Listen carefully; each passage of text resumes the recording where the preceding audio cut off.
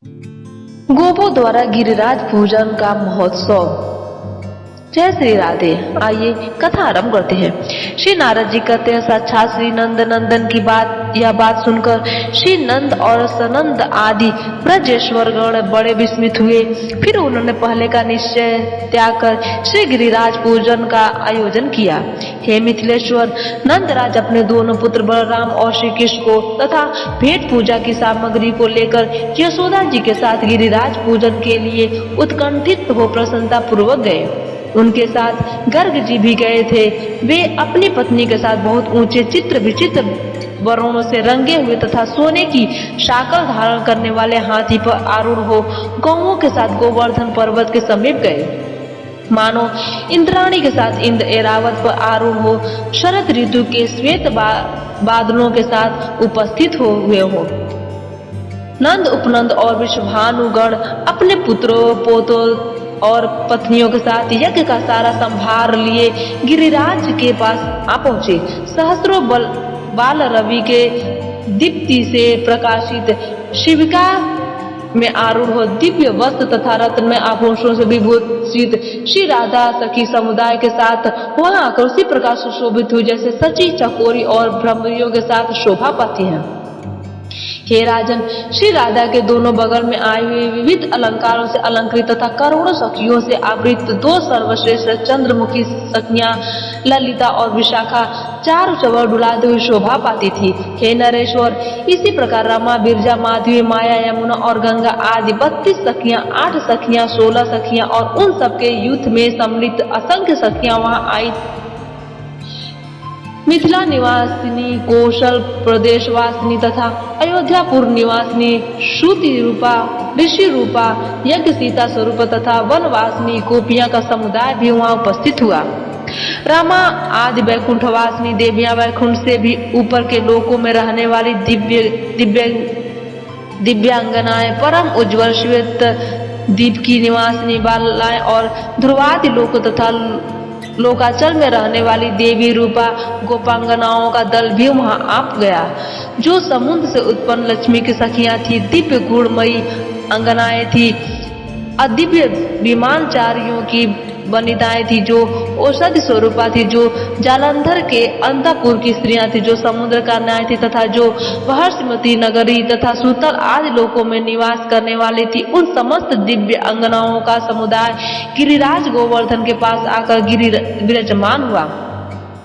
इसी प्रकार अप्सराओं, समस्त नाग कन्याओं तथा ब्रजवासिनियों के यूथ भी वस्त्राभूषणों से विभूषित हो हाथों में पूजन सामग्री और प्रदीप लिए गिरिराज के पास आ पहुंचे। बालक, युवक और वृद्ध गोप भी पीताम्बर पगड़ी तथा मोर पंख से मंडित तथा सुंदर हार, गुंजा और बनमालाओं से विभूषित हो नूतन यष्टि तथा वेणु लिए वहां आकर शोभा पाने लगे। गिरिराज हिमालय के मुख से उस उत्सव का समाचार सुनकर गंगाधर शिव मस्तक पर जटाजूट बांधे, हाथ में कपाल लिए, अंगों में चिता की भस्म लगाए, सर्पों की माला तथा कंगनों से विभूषित हो भांग, धतूर और विष पीकर मत हुए गिरिराज नंदिनी उमा के साथ आदि वाहन नंदीश्वर आरूढ़ हो प्रमथ गणों से घिरे हुए गिरिराज मंडल में आए। मुख्य मुख्य राजर्षि, महर्षि, देवर्षि, सिद्धेश्वर, हंस आदि योगेश्वर तथा सहस्त्रों ब्राह्मण वृंद गिरिराज का दर्शन करने के लिए आसपास एकत्र हो गए।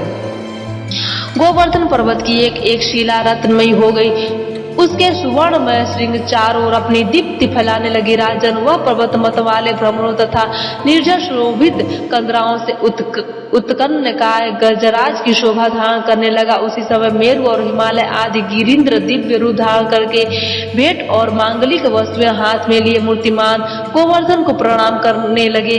भगवान श्री कृष्ण की बताई हुई विधि के अनुसार द्विजों द्वारा गोवर्धन पूजन संपन्न करके ब्राह्मणों, अग्नियों तथा गोधन की समय पूजा करने के पश्चात ब्रजेश्वर नंद ने गिरिराज की सेवा में बहुत सा धन तथा बहुमूल्य भेंट सामग्री प्रस्तुत की। नंद उपनंद वृषभानु गोपी वृंद तथा गोपगण नाचने, गाने और बाजे बजाने लगे। उन सब के साथ हर्ष से भरे हुए श्री कृष्ण ने गिरिराज की परिक्रमा की। आकाश से देवता फूल बरसाने लगे और भूतलवासी जन समुदाय लावा या खीर छींटने लगे। उस यज्ञ में गिरिनंदों का सम्राट गोवर्धन लोगों से घिरकर किसी महाराज के समान सुशोभित होने लगा। साक्षात श्री कृष्ण ब्रज स्थित शैल गोवर्धन के बीच में एक दूसरा विशाल रूप धारण करके निकले और मैंने गिरिराज गोवर्धन हूँ यो कहते हुए वहाँ का सारा अन्नकूट भोग लगाने लगे। गोपाल और गोपियों के समुदाय में जो मुख्य लोग थे उन्होंने गिरि का यह प्रभाव अपने आंखों देखा तथा गिरिराज को वहाँ वर देने के लिए उद्यत देख सब के सब आश्चर्यचकित हो उठे। सबके मन में अपूर्व उल्लास छा गया। उस समय गोपन ने कहा, प्रभु आज हमने जान लिया कि आप साक्षात गिरिराज देवता है। स्वयं नंद नंदन ने हमें आपके दर्शन का अवसर दिया है। आपकी कृपा से हमारा गोधन और बंधु वर्ग प्रतिदिन इस भूतल में वृद्धि को प्राप्त होता है। ऐसा ही होगा। यूं कहकर किरीट और केयूर आदि आभूषणों से मनोहर अंग वाले दिव्य रूपधारी गिरिराज गोवर्धन क्षण भर में वहां उनके निकट ही अंत ध्यान हो गए। तब उपनंद, वृषभानु बलराम, वृषभानुराज सुचंद्र, श्री नंदराज, श्री हरि एवं समस्त गोप गोपीगण अपने गोधनों के साथ वहां से चले। ब्राह्मण, योगेश्वर समुदाय, सिद्ध संघ, शिव आदि देवता तथा अन्य सब लोग गिरिराज को प्रणाम कर और उनका पूजन करके प्रसन्नता पूर्वक अनिच्छान से अपने अपने घर को गए। राजन, श्री कृष्णचंद्र के उस उत्तम चरित्र का तथा गिरिराज के उस चरित्र का महोत्सव का मैंने तुम्हारे सामने वर्णन किया। यह पावन प्रसंग बड़े बड़े पापों को हर लेने वाला है। आज की कथा यहीं पे समाप्त होती है।